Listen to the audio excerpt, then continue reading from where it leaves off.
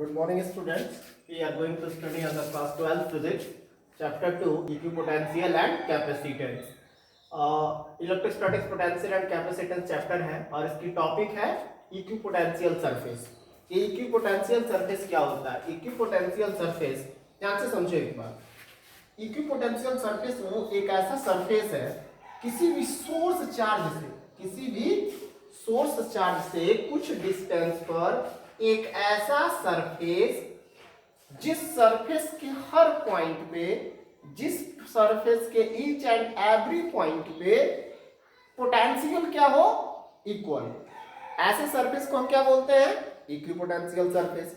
अब ये equipotential surface का जो शेप होता है, इक्विपोटेंशियल सरफेस का जो शेप होता है वो प्लेन होगा कि वो कर्व होगा कि स्फेरिकल होगा, कैसा होगा वो सरफेस, ये इस पे डिपेंड करता है कि सोर्स चार्ज कैसा है।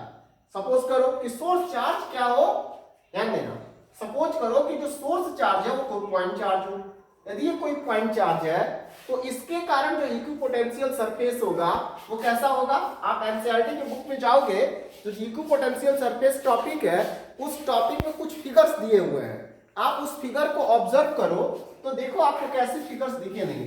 जैसे देखो कोई पॉइंट सोर्स हो, पॉइंट सोर्स चार्ज हो तो इसके कारण इक्विपोटेंशियल सरफेस, मान लो इससे r1 दूरी पर, r1 डिस्टेंस पर, ठीक है, तो ये स्फेरिकल ऐसा होगा। कैसा होगा? स्फेरिकल, ठीक है ना? ध्यान देना, सर्कुलर नहीं होगा, स्फेरिकल होगा, स्फेरिकल सरफेस होगा। अच्छा, थोड़ा सा दूर और हम जाए तो एक दूसरा सरफेस होगा। ये एक अलग इक्विपोटेंशियल सरफेस है, इससे ये डिफरेंट है। एक तीसरा इक्विपोटेंशियल सरफेस, इसी तरह ये इक्विपोटेंशियल सरफेस बड़े होते जाएंगे और सब के सब स्फेरिकल होंगे।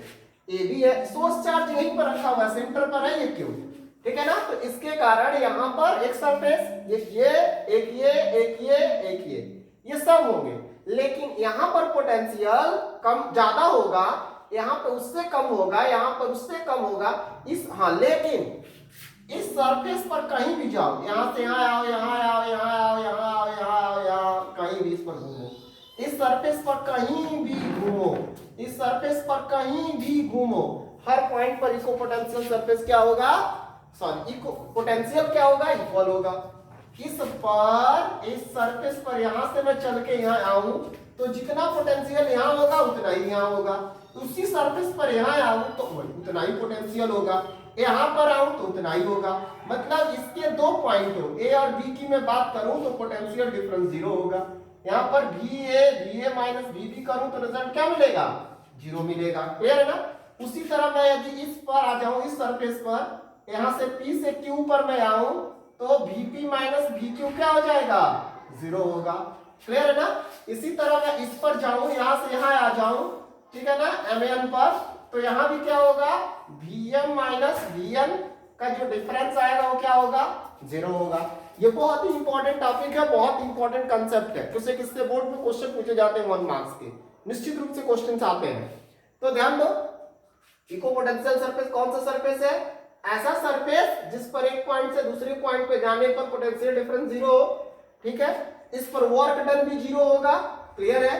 ध्यान देना, ठीक है। सोर्स चार्ज यदि पॉइंट है, पॉइंट सोर्स चार्ज है तो उसके कारण इक्विपोटेंशियल सरफेस कैसा होगा? स्फेरिकल होगा। ध्यान देना एक और बात कि यहां से इलेक्ट्रिक फील्ड लाइंस और ये सरफेस दोनों के बीच एंगल कितना होगा? तो ध्यान दो, यहां से जो इलेक्ट्रिक फील्ड लाइंस जो इमर्ज होगी, इलेक्ट्रिक फील्ड जो आएगी वो ऐसे आएगी, तो ऑलवेज इक्विपोटेंशियल सरफेस ये 90 डिग्री के एंगल बनाएंगे। इलेक्ट्रिक फील्ड और इक्विपोटेंशियल सरफेस के बीच हमेशा कितने डिग्री का एंगल होता है? 90 डिग्री का। कहीं भी इक्विपोटेंशियल सरफेस और इलेक्ट्रिक फील्ड के बीच क्या होता है? 90 डिग्री का एंगल होता है। तो ये रहा फर्स्ट कंडीशन, जिसमें क्या था तुम्हारा? पॉइंट सोर्स के कारण ये इक्विपोटेंशियल सरफेस। इक्विपोटेंशियल सरफेस का डेफिनेशन क्या है कि द सरफेस, ठीक है, eight which at any point is a electric potential is equal, or we can say that the potential difference on this surface is zero. Clear? Is known as the equipotential surface.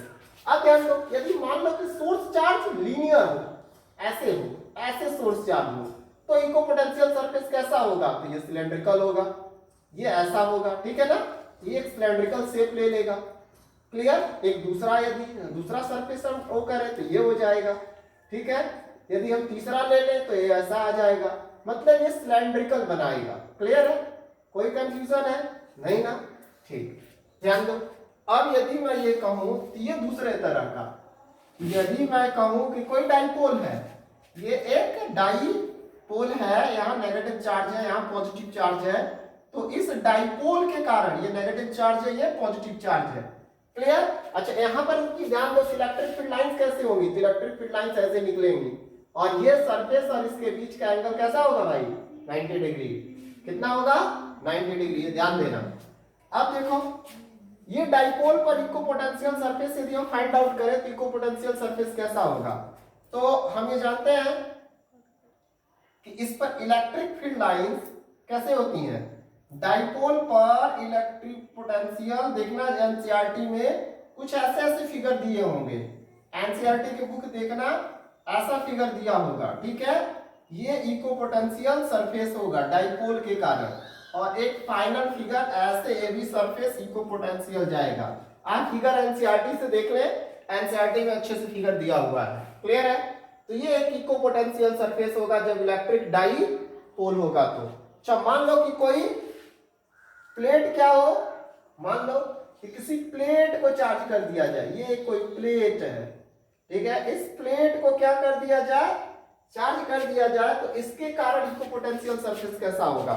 ऐसे like के मान लो, समझो ये कोई plate है, इस plate को यदि मैं चार्ज कर दूं तो इससे यहां पर आऊं तो क्या होगा, तो यहां भी एक दूसरा एक सरफेस, इसी के पैरेलल एक दूसरे सरफेस की इमेजिनेशन करूं, जैसे यहां पर ऐसे एक इमेजिनेशन करूं कि दूसरा सरफेस है, ठीक है, इसके आगे एक कोई तीसरा सरफेस है, ये सारे सरफेसेस क्या हो गए, ये सोर्स हो गया, इस पर पॉजिटिव चार्ज है, ठीक है, सारी बात समझ में, ये सोर्स चार्ज है, तो इससे ये इक्विपोटेंशियल सरफेस, ये पोटेंशियल सरफेस, ये एक्चुअली में प्लेट ऐसे है और इसके बगल में दूसरा सरफेस है, तीसरा सरफेस, ये चौथा सरफेस, ये पांचवा सरफेस, ये जो मेरा हाथ है ना, ये सरफेसेस है। क्लियर है, आ रही बात समझ में, कोई कंफ्यूजन, ये सरफेसेस है, ये सरफेसेस है, ये सरफेसेस है, ये सरफेसेस है, ठीक है, ये सब इक्विपोटेंशियल सरफेस होंगे। एनसीईआरटी में इसका भी फिगर दिया हुआ है।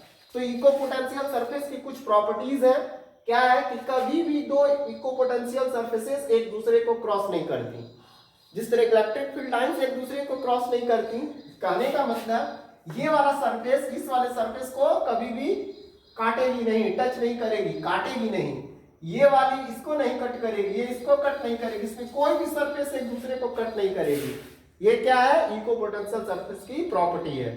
जहां पर इलेक्ट्रिक फील्ड स्ट्रांग होता है वहां पर इक्विपोटेंशियल सरफेस क्लोजली पैक्ड होती हैं, क्लोजली स्पेस्ड होती हैं, और जहां पर इलेक्ट्रिक फील्ड वीक होता है वहां पर वाइडली स्पेस्ड होती हैं, दूर दूर थोड़ी होती हैं।